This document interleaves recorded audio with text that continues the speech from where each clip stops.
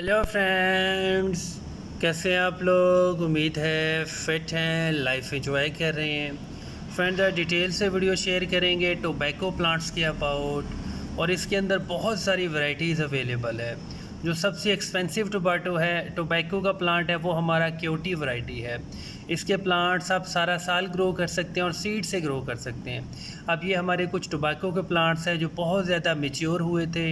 अब काफ़ी सारों के लीव्स हमने हार्वेस्ट कर लिए थे, मतलब इनको हमने पेपर रोल कर लिया था, कुछ को मिट्टी में दबा दिया था ताकि उनके अंदर ज़्यादा कड़वापन आ जाए। लेकिन कुछ की हमने बेबी सीडलिंग्स जो हैं वो 50 डेज़ पहले ग्रो कर लिए थे। टोबैको के प्लांट्स बहुत ही लो मेंटेनेंस होते हैं, ढीठ प्लांट होते हैं, और स्पेशली आप रूफ टॉप के ऊपर मई जून जुलाई में भी इनको सर्वाइव कर सकती है। बड़े साइज़ का प्लांट बनता है, बड़े साइज़ का मतलब 4 फीट तक इसकी हाइट हो जाती है अगर आप इसको प्रॉपर फर्टिलाइज़र डोज करें।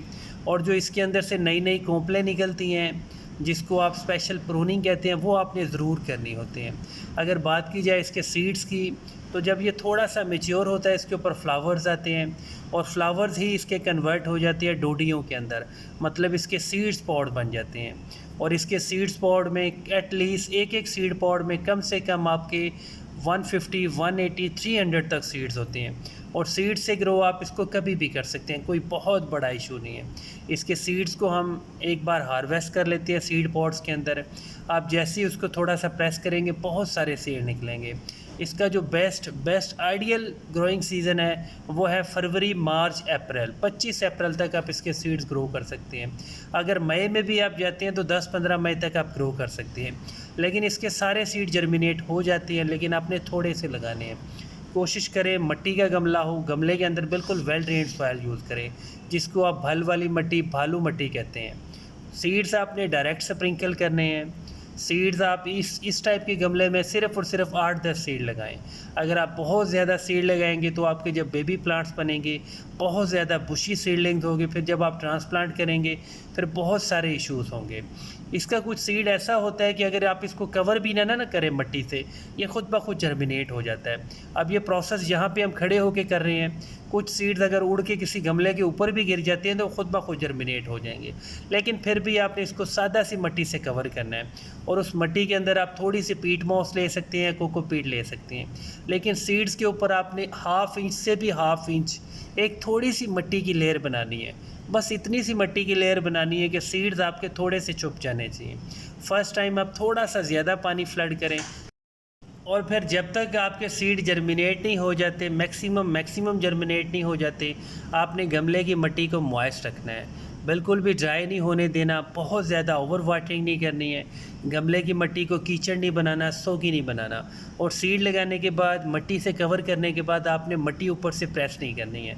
अब इस गमले को आप जनवरी, फरवरी, मार्च, अप्रैल, मई की गर्मी में भी रख सकते हैं, धूप में रखें, ठंडी जगह रखें, शेडी एरिया में रखें, आपके सीड 100% जर्मिनेट होंगे।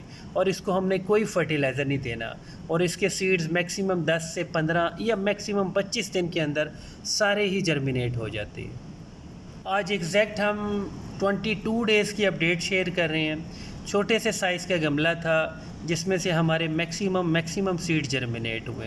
ये जो आपको ब्लैक ऊपर नज़र आ रहा है, ये हमने थोड़ी सी कंपोस्ट दी थी, मतलब एक बहुत ही लो क्वालिटी की पुरानी गली सड़ी कंपोस्ट थी, उसको हमने थोड़ा सा स्प्रिंकल कर दिया था। क्योंकि जिस दिन हमने सीड लगाया उससे नेक्स्ट डे बहुत ज़्यादा बारिश हुई थी, सीड काफ़ी ज़्यादा डिस्टर्ब हो गए थे, पानी के ऊपर यकीनन फ्लोट कर रहे थे, तो हमने ऊपर थोड़ी सी कंपोस्ट डाल दी थी। अब हमारे सीड जर्मिनेट होना स्टार्ट हो चुके हैं। अगर आप थोड़ा सा क्लोज व्यू करें तो इसके बहुत ही छोटे छोटे बेबी प्लांट्स होते हैं, लेकिन ऐसे बेबी प्लांट्स होते हैं जिनके लीव्स स्टार्ट में ही बड़े बड़े से होते हैं। अभी आप इनको बिल्कुल भी ट्रांसप्लांट नहीं कर सकते, आपने इनका वेट करना है। कम से कम आपके ये सीड्स जो हैं, ये बेबी प्लांट्स जो हैं, ये 1/2 इंच या 1 इंच के होने चाहिए। बाद में आप इनको ट्रांसप्लांट कर सकते हैं और इनको कोई ट्रांसप्लांट शॉक नहीं लगता है। आप इनका थोड़ा सा वेट करें। इस वक्त आप इसको फुल डे गर्मी में भी रख सकते हैं, धूप में भी रख सकते हैं। आपके प्लांट्स ये बहुत ज़्यादा ठीठ होते हैं, और फरवरी, मार्च, अप्रैल बहुत ही आइडियल होता है। आप सीड्स ज़्यादा से ज़्यादा ग्रो किया करें। जैसे लेमन ग्रास के सीड्स हमने ग्रो किए, मिंट के ग्रो किए, जो बहुत अच्छे से जर्मिनेट हुए। ओवरऑल ये बहुत ज़बरदस्त प्लांट होते हैं। अपने रूफ टॉप पर ज़रूर इनको एडजस्ट किया।